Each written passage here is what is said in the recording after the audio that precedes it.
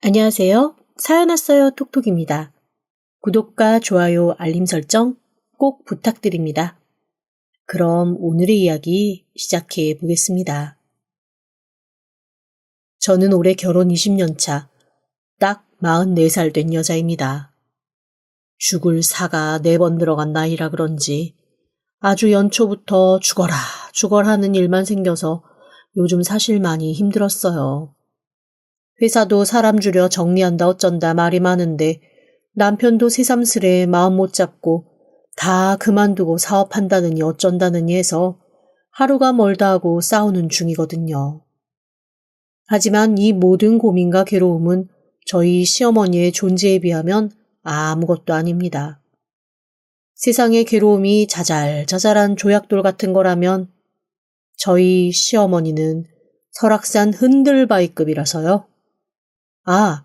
그 흔들바위 옆에서 깐족깐족 움직여대는 작은 바위 하나 더 있다던데 그 존재도 시어머니 곁에 있습니다. 바로 시누이입니다. 저랑 남편이 4살 차이 커플입니다. 제가 연상이고 남편이 연하예요. 그리고 시누이는 또 남편과 6살이 차이 납니다. 저보다 10살이나 아래라서 처음 제가 시집 왔을 때는 14살 학생이었어요. 그런데 그 학생인 시누이가 얼마나 매섭고 호되던지 돌아가신 저희 친정어머니가 아주 고개를 설레설레 저으며 저 안에 도깨비 아니면 귀신 들었다고 혀를 끌끌 차실 정도였죠. 저희 엄마도 젊은 시절 산전수전 공중전 정말 많은 일을 겪으신 분이라 어지간한 일에는 별 타격도 없고 꿈쩍하는 것도 없으신 분인데 시누이는 뭐랄까 넘사벽이라고 하셨습니다. 늙으시 엄마는 늙기라도 했지. 승질 더러운 게 늙으면 폐악만 남는다고는 해도 일단 체력이 딸리니까 지 승질대로 못하고 앉아서 꾀꾀거리다가 끝나거든. 그런데 너그 시누이는 너보다 10살이니 어리니 내 평생 쫓아다니며 괴롭힐 거 생각하니까 내가 저승 가다가도 되돌아와 네 옆에 주저앉아 지켜볼 참이야 아주 이거사. 어디서 저런 물건을 달고 사는 놈을 잡아서 결혼을 하겠대 결혼을. 엄마 걱정하지 마라. 같이 사는 것도 아니고 뭐 그렇게 둘러붙어 괴롭게 하겠어? 친정엄마의 걱정에 저는 호기롭게 별일 없을 거라는 대답을 했습니다. 그런데 친정엄마의 걱정이 그냥 일반적인 걱정이 아니라는 게 얼마 뒤에 서서히 드러나기 시작하더라고요. 같이 살고 안 살고는 전혀 중요한 사실이 아니었습니다. 사람이 나쁜 마음을 먹고 덤비려면 가까이 있건 멀리 있건 그건 별로 상관이 없는 거였더라고요. 시누이는 자기 집보다도 저희 집을 훨씬 더 뻔질나게 드나들며 저한테 애교를 빙자한 요구를 하기 시작했습니다. 언니, 나 새언니 생겨서 너무 좋아요. 오빠가 말 안 들으면 저한테 다 일러버리세요. 그런데 언니, 아까 저기 안방 가서 보니까 이번에 새로 나온 립스틱 있던데 나 그것 좀 빌려주면 안 돼요? 립스틱을 뭘 빌려줘요. 입술에다 직접 쓰는 걸. 그래요? 그럼 그냥 주면 되겠네? 아이고, 저도 그거 얼마 전에 예약 걸어놓고 산 거예요. 그럼 예약 다시 걸어요. 뭐 어려워요? 보통 사람이 예약 걸어놓고 산 거다. 내가 너를 줄 의향이 없다. 그렇게 표현을 하면 포기를 하잖아요. 그런데 저희 시누이는 해맑게 자기가 원하는 걸 얻기 전까지는 모르쇠로 일관하고 그런 식으로 제 물건을 하나하나 가져가기 시작했습니다.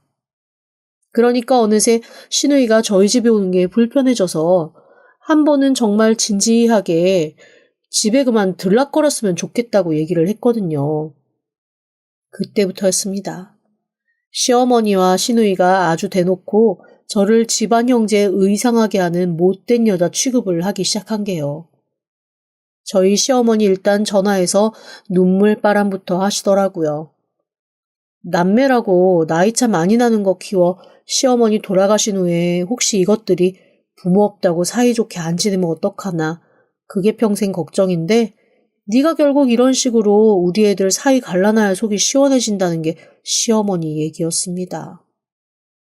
아니 신혼집에 너무 들락거리지 말라고 얘기하는 게 어떻게 두 사람을 갈라놓는 일이 된다는 건지 알다가도 모를 일이었지만 그때는 또 결혼하고 얼마 지나지 않은 상황이어서 일단 제가 잘못했다고 사과하고 넘어갔습니다. 문제는 그 다음부터였어요. 한번 시어머니가 그렇게 저한테 잔소리에 물꼬를 트신 다음부터는 정말 시누이보다 시어머니가 훨씬 더 저한테 자주 전화하고 이것저것 참견하기 시작하셨습니다. 그리고 결정적으로 결혼하고 3년 정도 지났을 때 제 남편이 주식을 아주 대차게 말아먹어서 집이 홀딱 넘어가게 생길 뻔한 상황이 있었거든요. 저 그때 정말 헤어지고 싶었습니다. 하지만 자기 버리지 말라고 울며불며 붙잡는 남편을 차마 손 놓지 못해 그냥 받아준 게 화근이라면 화근이었죠. 남편은 주식으로 집을 팔아 갚아줘야 되는 상황을 만들었고 저희는 어쩔 수 없이 집을 정리해서 시댁으로 들어가고 말았습니다. 처음에는 당신 아들 잘못이니 시어머니도 저한테 별다른 말을 하지는 않으셨어요. 그런데 이게 사람의 본성이라는 게 숨긴다고 또 숨겨지는 게 아니잖아요. 시간이 조금씩 지난 후에 시어머니가 서서히 본성을 드러내시더라고요. 자기 아들이 원래 그런 애가 아닌데 제가 너무 돈해서 마음이 조급해서 그런 일을 벌인 거라나요? 세상에 귀도 안 막히고 코도 안 막혔습니다. 제가 그게 무슨 말씀이냐고 몇 번 따져 물어봤지만 시어머니의 고집은 요지부동이었어요. 네가 집에서 마음을 편하게 해줬어 봐라. 얘가 그런 식으로 일확천금에 눈 돌리는 애인가. 얘는 어렸을 때부터 시장 나가서 뽑기도 안 하는 애였어. 돈 쉽게 버는 거에 조금도 관심 없던 애였다고. 그런데 네가 얼마나 돈 하면서 애를 괴롭혔으면 얘가 돈 좀 벌어보겠다고 마음이 조급해서 그런 거 아니냐. 에휴, 집에서 그렇게 사람 마음 편하게 안 하고 네 회사 다니면서 꼴랑 얼마 안 되는 돈 좀 번다고 애를 그렇게 무시하고 잡아 족치니까 얘도 어떻게 하든 잘해보려고 하다가 그렇게 된 거 아니야. 어떻게 보면 이번 사태의 가장 큰 원인은 너다. 아니 어머님, 돈을 잃은 것도 저 사람이고 저랑 아무것도 논의하지 않은 채 날려먹은 것도 저 사람인데 그게 왜 제 탓이에요? 그러니까 네가 충실하게 마음 잡게 잘했으면 제가 그러냐고. 이래서 집에 사람이 잘 들어야 된다고 하는 거야. 네가 얼마나 애를 닥달을 했으면 그러냐고 내가 몇 번이고 지금 얘기하지 않냐. 어이가 없고 기도 안 막혔지만 그것보다 더 미웠던 건 가만히 있는 남편이었습니다. 아니 분명 자기가 잘못해서 다 날려먹고 그거 가지고 이렇게 고생을 시키면 그게 아니다. 엄마 그건 엄연한 내 잘못이다. 이 사람 잘못 아니다. 라고 얘기를 해야 되는 거 아닌가요? 그런데 남편은 마치 자기가 하고 싶은 말을 어머님이 대신 해주기라도 했다는 듯 입 꾹 다물고 가만히 있더라고요. 그건 또 그거대로 얼마나 꼴보기가 싫은지요. 당연히 어머님과 함께 살면서 남편과의 사이도 조금씩 멀어졌습니다. 그나마 저랑 둘이 살 때는 제가 한두 마디 잔소리하는 게 먹히기라도 했는데 어머님과 함께 사니 뭐든지 어머님이 편들어주고 그 사람 좋은 쪽으로만 해석을 해주시니 그 사람도 팔이 안으로 굽는다고 자기 편 들어주는 어머님 말 듣는데 급급하더라고요.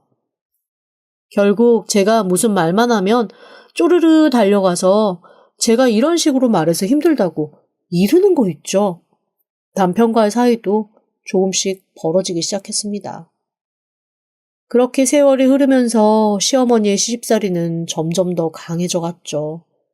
제가 홀어머니 밑에서 자랐거든요. 물론 아버지가 없는 건 아닙니다. 그리고 남편에게 말하진 않았지만 친정 아버지와 나름 사이가 좋아요. 다만 저희 부모님이 일찍 헤어지셨고 아버지가 다른 분과 함께 살고 계시거든요. 저와는 그 아버지와 사시는 분도 그리고 아버지도 사실 사이가 나쁜 게 아닙니다. 엄마 아빠가 서로 힘들게 하다가 이혼한 게 아니라 정략 결혼했다가 각자가 서로에게 별로 도움이 될 것 같지 않은 사이일 것 같으니 헤어집시다 하고 합의하에 아주 나이스한 이혼을 하신 케이스였거든요. 저한테도 진지하게 엄마나 아빠 둘 중에 누구랑 살고 싶으냐, 네가 살고 싶은 사람과 살게끔 우리는 존중해주겠다라고 얘기를 터놓고 하셨을 정도였습니다. 아빠랑도 사이가 좋고 엄마랑도 사이가 좋은 편이어서 사실 좀 고민했지만 그때 제가 약간 사춘기로 2차 성징 시작될 시기였거든요. 아주 단순했어요. 2차 성징 시작되는데 영 생판 모르는 아줌마나 아빠한테 제 몸 상태를 알리기보다는 그래도 엄마한테 알리는 게 편하지 않을까? 하는 그 생각 하나로 엄마를 택했을 정도로 아빠와 저도 지금껏 잘 아주 친하게 지내고 있습니다. 다만 제 결혼식 때는 아빠가 오지 않으셨어요. 그거는 홀로 저를 열심히 키워온 엄마에 대한 존중이라고만 하셨고 나중에 슬그머니 저한테 꽤 큰 비자금 건네주시는 걸로 아빠는 저의 결혼을 축하해 주셨습니다. 하지만 시댁에는 일일이 그런 사정 미주알 고주알 알리고 싶지 않아서 그냥 아빠는 엄마랑 헤어져서 진즉에 연락이 안 되는 걸로 얘기해둔 상태고 그게 지금껏 이어져 온 상태거든요. 그런데 시어머니는 그걸 가지고도 저한테 꽤 마음 아픈 소리를 여러 번 하시곤 했습니다. 아비 없이 자라서 그렇다는 둥, 아빠 사랑 몰라서 그렇다는 둥 하면서 말이죠. 웃긴 건 시아버지도 남편 대학교 때 바람나서 집 나간 후 지금껏 연락 없으시거든요.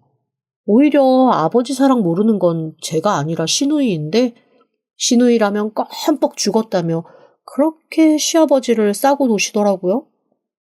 분명 미워서 죽을 지경일 텐데도 저한테만은 그런 모습 보이기 싫은 옥이겠지요. 그런데 저 지금까지도 아빠가 중간중간 엄청 잘 챙겨주시고 아빠 혜택 많이 받고 있거든요. 그리고 아빠와 결혼하신 분이 꽤 부유하신 분이어서 그분한테도 이것저것 도움받는 게 많습니다. 제가 어머니라고 부르기에는 조금 애매해서 그냥 대표님이라고 부르거든요. 집안 대대로 여러 사업체 운영하고 계시는 분이고 그분 회사도 한 두세 개 되는지라 편하게 대표님이라고 부릅니다. 저랑 통화도 자주 하고 쇼핑도 몇 번 할 정도로 그분과 저는 친하게 지내고 있습니다.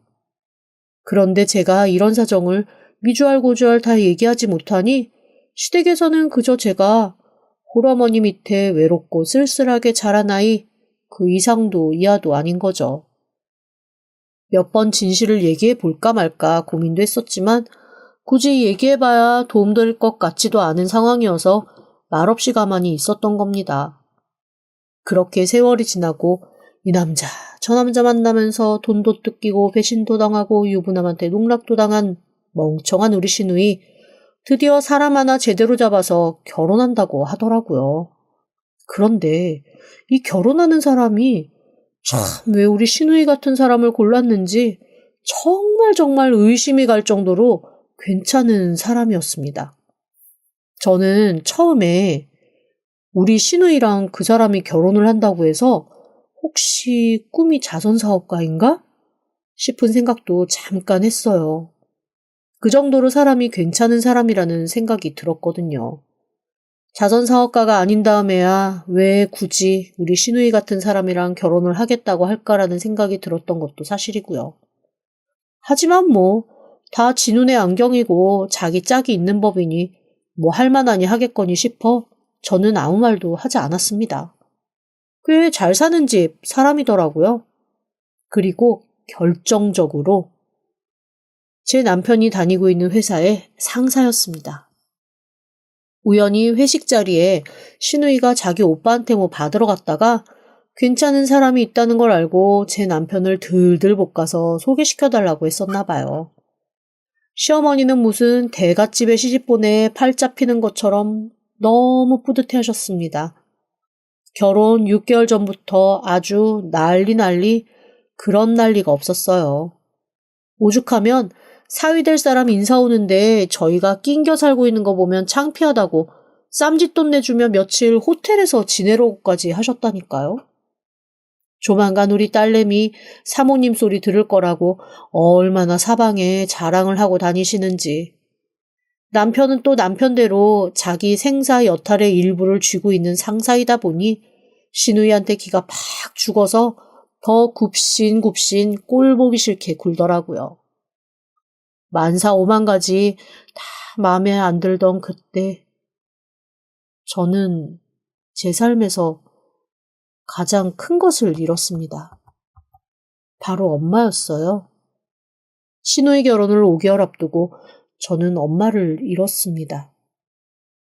혼자 사시면서도 매일 운동 거르지 않고 자기 관리 철저하게 하던 엄마라서 엄마가 돌아가셨다는 얘기는 저한테 그 어떤 얘기보다도 충격적이었습니다.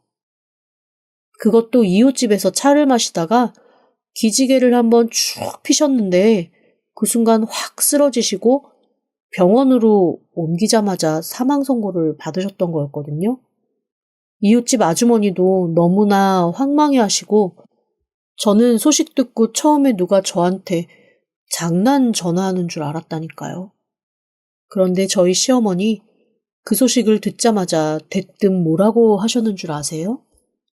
아유, 혹시 결혼식 부정타진 않겠지? 순간 저는 제 귀를 의심했습니다. 사람이 사람의 뚜껑을 쓰고 어떻게 저런 말을 아무렇지도 않게 하나 싶어 너무 놀란 마음에 가만히 시어머니를 쏘아봤어요. 그랬더니 시어머니가 제 눈길을 느끼셨는지 주섬주섬 변명을 하기 시작하시더라고요. 아유, 원래 혼사 앞두고는 이런 걱정 저런 걱정 다 하는 게 애미라서 그래. 뭘 눈을 또 그렇게 뜨고 보니?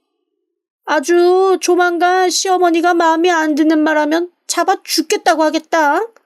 예, 어쨌거나 혼사 앞두고 남의 집 장례식 가는 거 아니니까 너는 네 어머니 장례식 치르고도 49제까지 지내기 전에는 집에 들어오지 마라. 부정 탄다. 뭐라고요? 어머니, 지금 그게 저한테 하실 말씀이세요? 이런 얘기일수록 숨기는 거 없이 빨리 말하는 게 차라리 나은 거야. 너도 당분간은 정신없을 텐데 지금 그나마 정신 있을 때 얘기를 해놔야지. 그리고 네 남편도 저기 장례식장 데리고 가지 마. 어쨌건 우리 집에서는 참석 안 하고 대신 내가 부조는 10만 원. 아니 그래, 인심 썼다. 20만 원 하마. 사실 황망한 마음에 당장 병원으로 뛰쳐가야 되는 것만 아니면 저 시어머니랑 정말 크게 한판 싸웠을 것 같더라고요. 그리고 더 기막힌 건 정말로 남편이 장례식장에 오지 않았다는 겁니다. 사람들이 얼마나 수근거리던지 사실 100사람이 다 수근거린다고 해도 저는 그거는 상관없었어요. 문제는 자기 엄마 말만 듣고 인간의 도리를 다하지 않는 남편에 대한 분노였죠. 오죽하면 엄마와 이혼한 아빠도 같이 사는 그분이랑 같이 3일 내내 발인까지 챙겼는데 말입니다. 남편의 부재를 궁금해하면서도 혹시나 저한테 물어봤다가 제가 상처받는 게 걱정돼서 끝까지 묻지 않던 아빠와 그 대표님은 장례식이 끝난 후 아주 조심스럽게 저한테 물어보더라고요. 그런데 혹시 이서방은 해외 출장 중? 아유, 그러면 조금 장례를 미루더라도 사위가 왔을 때 치르지 그랬어. 아니요. 출장은요. 무슨 그 사람이 출장 다닐 깜냥이나 되나요? 6개월 뒤에 신우이 결혼하는데 저희 시어머니가 못 가게 막았어요. 부정 탄다고. 결혼식에 부정 탄다고? 장례 끝나고 당분간 저도 집에 들어오지 말래요. 49제까지 다 치르고 소금 뿌리고 그 다음에 들어오라고 그러시던데요. 저는 그 얘기를 하면서 처음으로 사람이 눈물을 참을 수 없는 순간이 오는구나라는 걸 느꼈습니다. 저 엄마 장례식 동안 너무 분하고 화가 나서, 그리고 작별 인사조차 하지 않고 그렇게 훌훌 가버린 엄마가 너무 미워서 정말 눈물 한 방울 안 흘리고 이리저리 뛰어다니며 아주 씩씩한 딸인 것처럼 장례에 치렀거든요. 그런데 그 대표님이 물어본 남편 어디 있냐는 그 한마디에 걷잡을 수 없이 눈물이 터져 나오더라고요. 그날 음식점에서 저는 누군가가 내 일에 나보다 더 화를 내준다는 게 이렇게까지 위로가 되는 일이구나라는 거를 처음 깨달았습니다.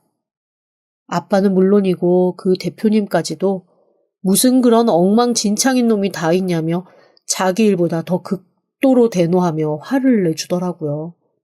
사실 아빠는 딸 일이니까 그럴 수 있다고 생각했는데 저는 대표님이 너무 의외였어요. 대표님이 진짜 자기 친딸이 어디 가서 구박받아 온 것 마냥 너무너무 화를 내시는 거예요.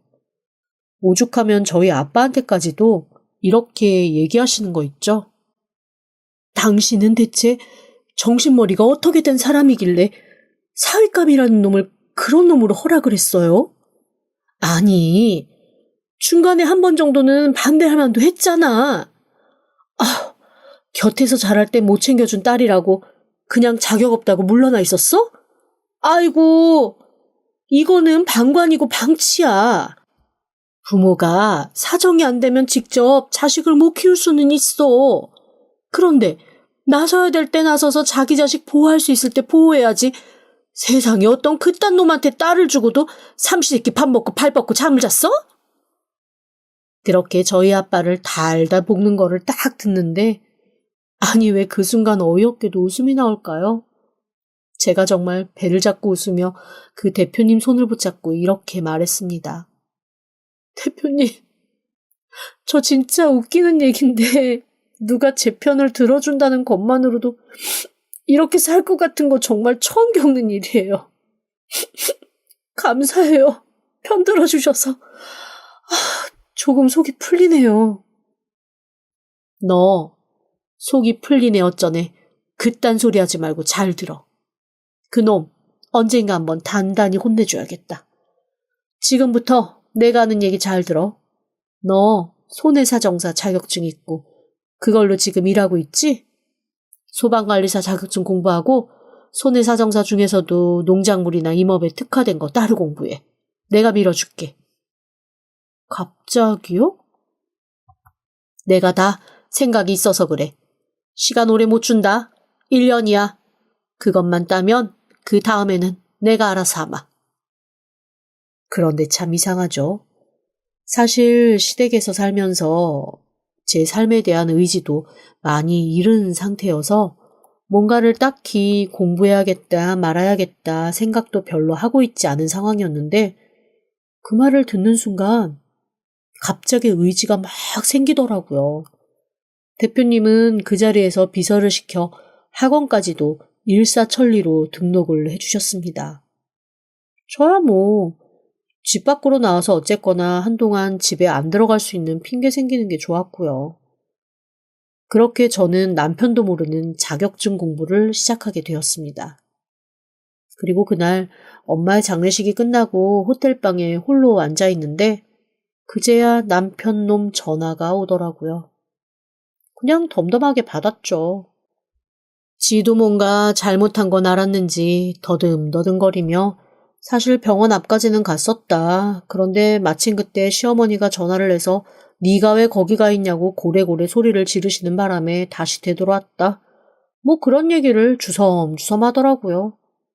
그래서 제가 상관없다고 장례 잘 치렀고 다른 사람들한테는 사실대로 얘기했다고 말했습니다.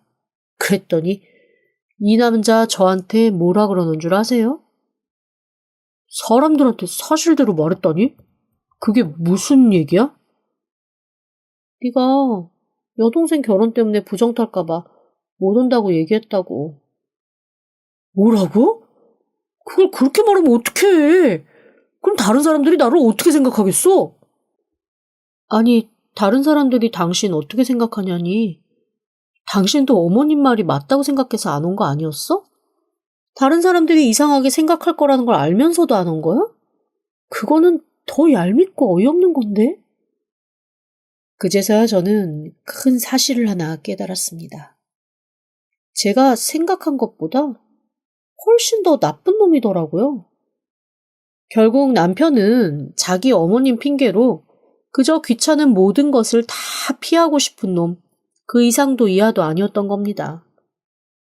그날 이후 저는 남편에게 정말 오만정이 다 떨어졌어요. 더 이상 그 사람과 함께 할 수 없겠다라는 생각을 하며 어떻게 하든 제가 독립할 수 있는 방법을 찾아야겠다는 것만 제 머릿속에 가득했습니다. 그러다 보니 더더욱 그 자격증 공부가 저한테는 절실해지고 중요한 공부가 되더라고요.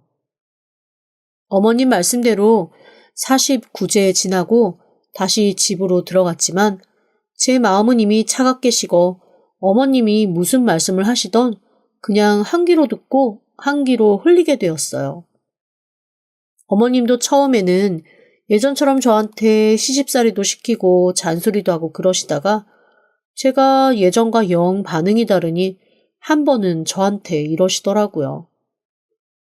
얘, 너 네 엄마 장례식 내가 참석 안 했다고 나한테 지금 이렇게 골질하는 거니? 아니, 내가 주변 사람들한테 다 물어봐도 집에 경사 맞이하고는 상갓집 안 가는 거라고 다들 잘했다고 하던데 너는 우리 집 식구 아니니? 아니, 무슨 식구가 이렇게 예심이 없어? 식구가 장례식을 혼자 치르는 것도 사람들이 되게 이상하게 생각하던데요. 그때 장례식 오셨던 손님들이 다 너무한다고 하시더라고요. 뭐라고?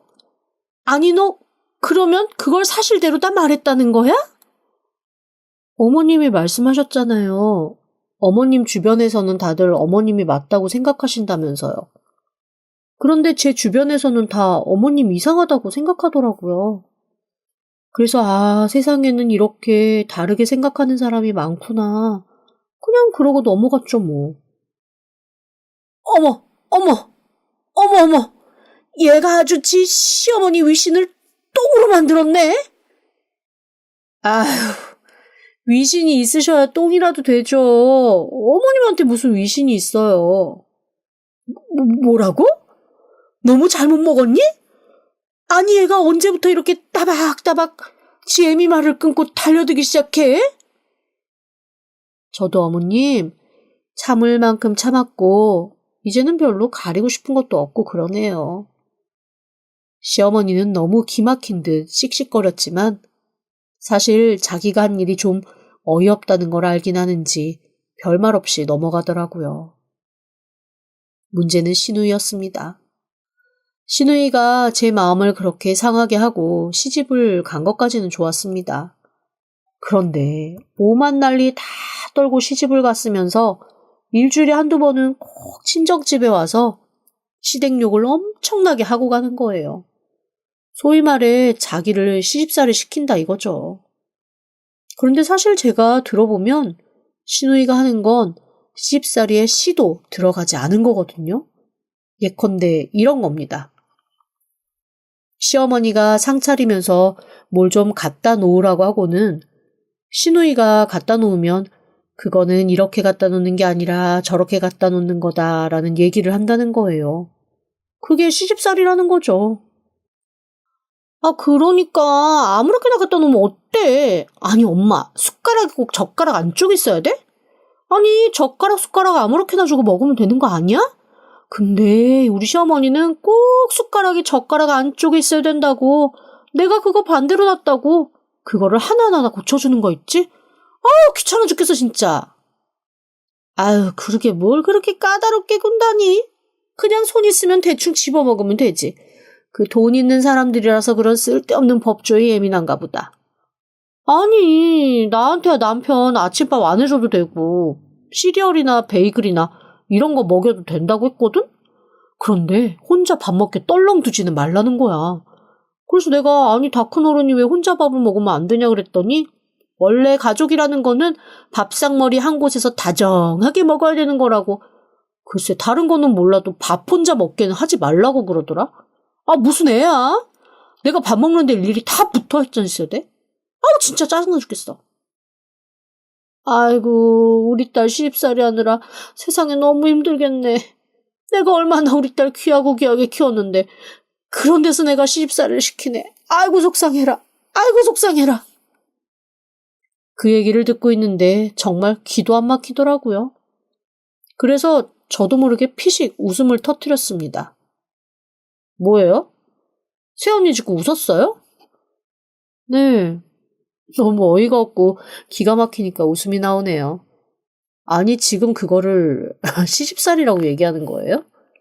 아가씨 저 시집살이 어떻게 했는지 모르세요?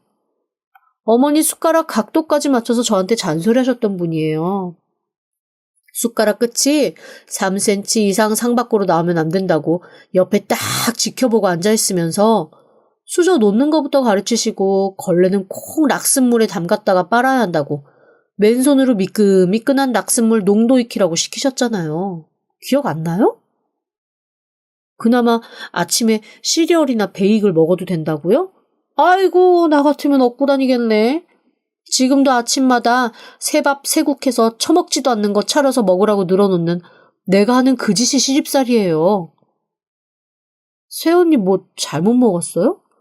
엄마, 새언니 왜 저래? 미친 거 아니야? 제가 자기 엄마 장례식장 안 간 것 때문에 앵돌아져서 저런다. 그런데 너 듣다 보니 괘씸하다. 지금 나 들으라고 그러니? 네, 좀 들으시라고요. 살면서 한 번은 바른 소리 좀 들으시라고 한 소리예요. 제가 믿는 구석이 좀 있기는 했지만 그래도 그런 소리를 할 만큼 사람이 모질지는 못했거든요. 하지만 이 기회가 아니면 제 인생 바꿀 기회는 다시 오지 않겠다 싶어 아주 작정하고 청심환 먹을 각오하고 한 말이었죠. 그랬더니 갑자기 시어머니가 펄펄 뛰며 저한테 버럭 소리를 지르시더라고요. 야, 너 오늘부터 내 며느리 아니니까 우리 집에서 나가! 그래요? 어머님 며느리 아니라고요? 알겠습니다. 뭐? 아니, 저게 미쳤나?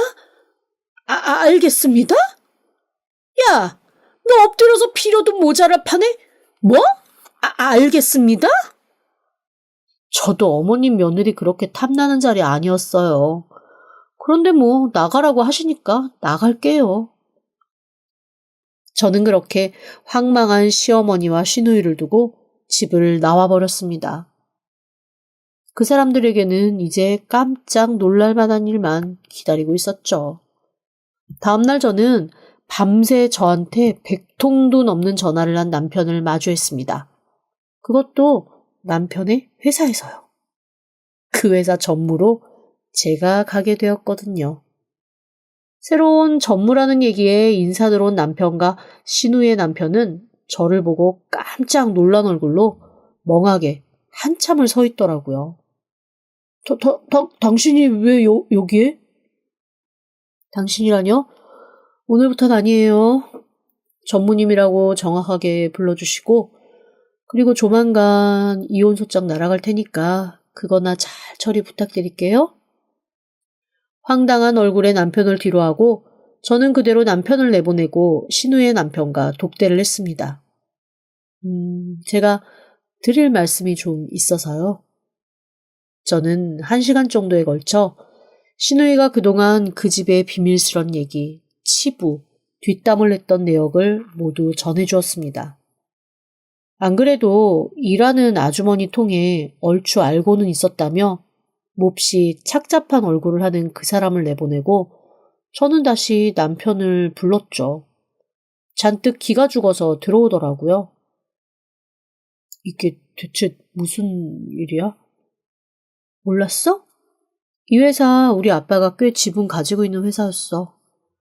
당신같이 농땡이 부리는 사람이 어떻게 여기 붙어 있을 수 있었겠어? 이번에 대대적인 구조조정 할 거고 내가 오기 전에 이미 그 대상에 올랐더라. 어차피 나눌 재산도 없고 양육권 다툼할 자식도 없으니 이혼해. 아, 당신 어머니가 어제 나 내쫓은 건 들어서 알고 있지?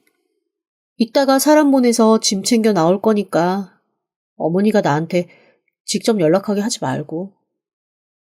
그렇게 할 말을 잃은 남편을 밖으로 내보낸 후 얼마 뒤 제 전화에 불이 나게 시어머니가 전화를 걸더라고요.